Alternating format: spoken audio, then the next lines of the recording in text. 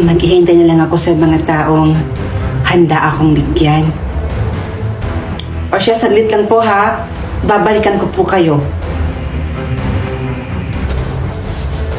O, eto po. Konting tulong po. Ha? Ano ba yan?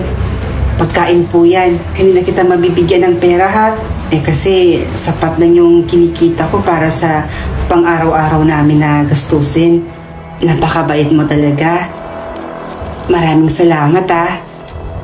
Pero, paano ba kita masusuklian? Hindi na po kailangan. Tsaka, bukal naman po sa kalooban ko yung pagtulong ko sa inyo eh. O ito, tanggapin mo. Itong ballpen lang kasi yung meron ako eh. Tsaka, hindi ko rin naman ito magagamit. Hindi na rin kasi ako makakapagsulat.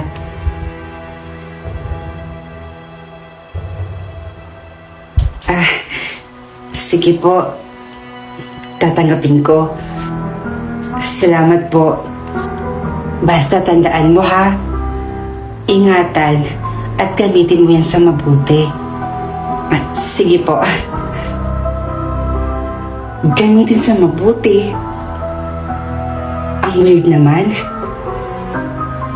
Siguro, baliw talaga yung babaeng bulag na yun. Oh, asa na yung pera? Yung perang kinuha niyo dun sa bulag? Akin na. Pero ate, kami yung kumuha nito. Oo nga, kami yung kumuha niyan eh. Hoy, ako yung nag-utos sa inyong dalawa nun, di ba? At ako yung nagplano nun. Kaya akin na yan. Kailangan ko na yan ngayon. Oh, eto. Basta pingi kami ah. Oo nga, bigyan mo kami ate ah. May ambag din kami dyan. O ito, 20. Maghati kayong dalawa. Tagsampu lang kaming dalawa. Ang dami-dami niyan eh. Hoy kayong dalawa dyan. Pumunta muna kayo dun sa bayan at ibili niyo ako ng maimerienda ko. Ay, naglalaro pa kami eh. Sus! Mamaya na yan, okay? Teka, ililista ko lang ah.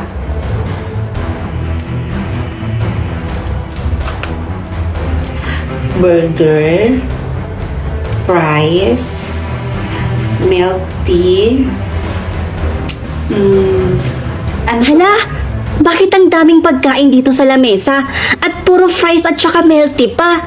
Ate, ang daming pagkain dito.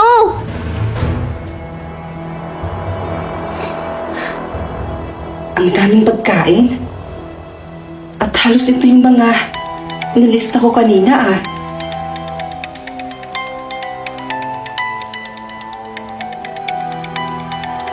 Pera. Bakit biglang nagkapera dito?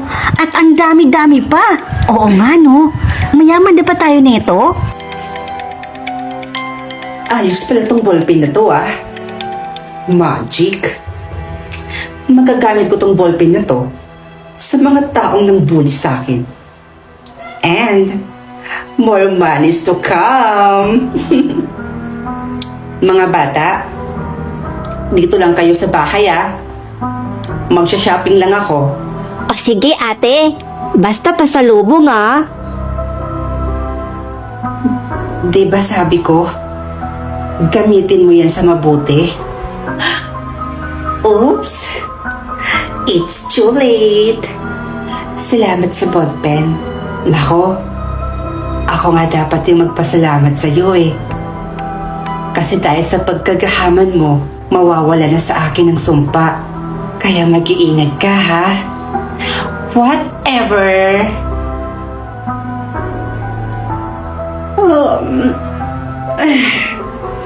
Good morning, Philippines!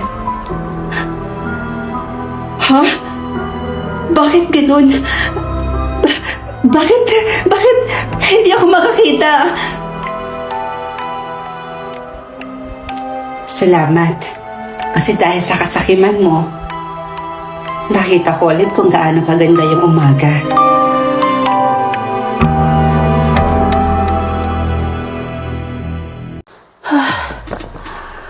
Last resume. Sana matanggap na ako. Ano yun, Iha? Ay, hello po. Magandang araw po. Ako nga po pala si Via. Via? Via, ikaw ba yung girlfriend ng anak ko? Alam mo, Iha, ang tagal na kitang gustong makilala at gustong makita. Halika muna, Iha. Pumasok ka muna. Halika na. Tuloy ka. Po? Iha, halika na. Huwag ka nang mahiya. Ano ka ba? Feel at home, ha? Halika na, tuloy ka muna. Ang init-init dyan eh. Sige po. Alam mo, Iha, tuwang-tuwa talaga ako sa'yo.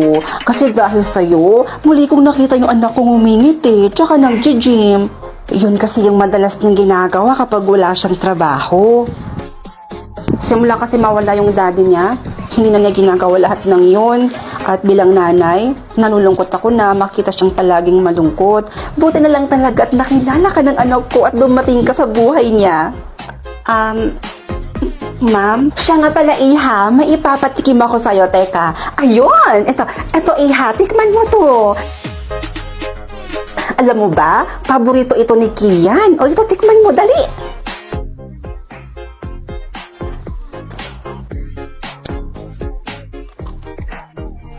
Masarap ba?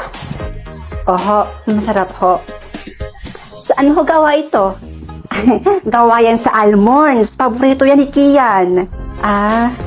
Mahilig din po ako sa almonds. O siya, sige, halika muna. Pumunta tayo sa kwarto ni Kian. Ipapakita ko sa'yo. Halika. Halika, bilis! Ito yung kwarto ng anak kong si Kian. Every night ko siyang sinisilip dito sa kwarto niya. At palagi kong nakikitang ngumingiti yun habang kausap kagabi-gabi. At alam mo ba, valedictorian din si Kian nung gumraduate siya ng high school. Ay nako, ang talinong bata. Nga pala, Iha, nag-kiss na ba kayo ng anak ko? Po? Ay, ano ba naman ako? Ba't ko pa kasi tinatanong yung alam ko naman yung sagot, di ba? Normal lang yun, Iha. Ano ka ba? Sabi ko nga sa kanya, gusto ko nang magkaapo eh. Speaking, alam mo ba, sobrang cute ni Kian nung bata. Halika, ipapakita ko sa'yo yung photo album namin. Halika, dali. Ito siya, Iha. Tignan mo. Ito. Ayan siya, oh. Diba? Ang cute na talaga nung bata siya. Alam mo talaga dati, Iha, akala ko bakla talaga yung anak mo si Kian. Kasi tingnan mo naman dito, oh. Palaging manika yung hawak niya dito sa picture. At buti na lang, sinabi niyang nagkaroon siya ng girlfriend at Via ang pangalan. 3 years ago na yon. Oh, imagine, 3 years ka na niyang hindi pinapakilala sa akin. At ngayon, tingnan mo, nakakausap na kita at nakilala na kita. Ang sama ni, oy. Di akatay ba? Ma'am, nandito lang po talaga ako para sa... Kasi gusto ko nang magkaapo. Sinabi ko kasi yan kay Kian. Kaya sigurado akong sinabi niya rin yan sa'yo. Eh kasi naman, hindi na ako bumabata. Patanda na ako ng patanda. At ang gusto ko, maabutan ko pa yung magiging apo ko kay Kian. Mom, I'm home.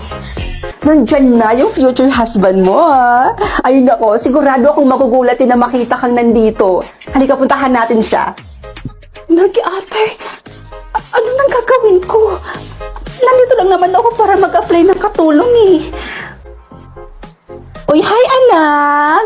Alam mo anak, na-meet at nakilala ko na yung girlfriend mo. Oo, nandito siya mismo sa bahay natin. Ha? Girlfriend? Nasaan? Lagot. Ay, teka anak, tawagin ko. Via! Via, Iha, halika na. Lord, kayo na po bahala sa akin.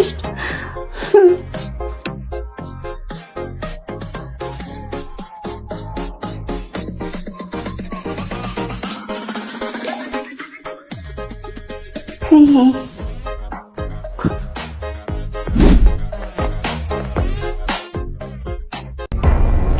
Hello po. Ma'am, hindi po ba bag niyo po ito? Naiwan niyo po kasi sa bus kanina. Oo, yan pala yung naiwan ko kanina. Sabi ko na nga, be. Halika muna dito, pumasok ka muna.